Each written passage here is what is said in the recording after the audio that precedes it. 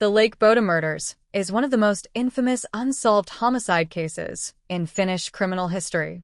Sometime between 4 a.m. and 6 a.m. on June 5, 1960, at Lake Bodom in Espoo, Uusimaa, Mila Ermeli Björklund and Anja Talikimäki, both 15, and Seppo Boiman, 18, were killed by stabbing and blunt force trauma to their heads while sleeping inside a tent.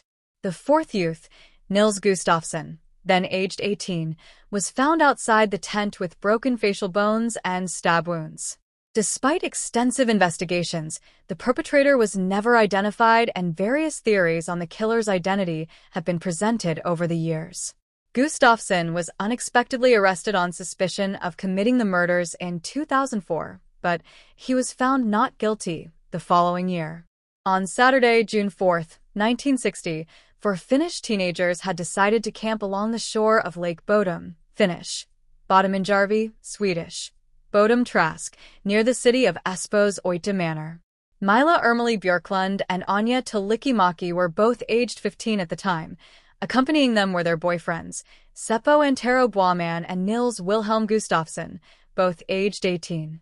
Sometime between 4 a.m. and 6 a.m. ET, during the early morning hours of Sunday, June 5, 1960, Mäki, Björklund and Boiman were all stabbed and bludgeoned to death by an unknown assailant.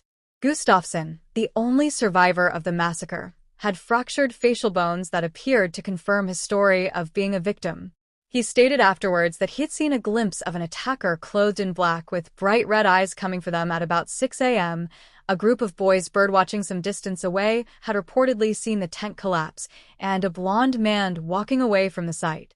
The bodies of the victims were discovered at about 11 a.m. by a carpenter named Esko Oiva Johansson. He alerted the police, who arrived on the scene at noon.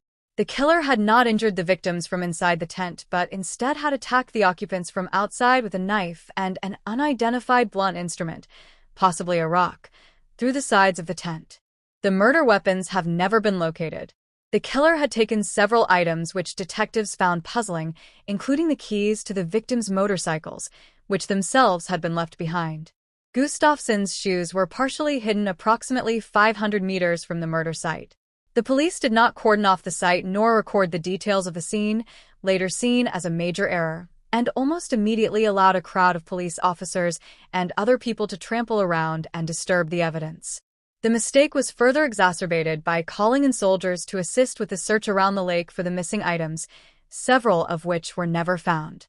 Björklund, Gustafsson's girlfriend, was found undressed from the waist down and was lying on top of the tent and had suffered the most injuries out of all of the victims.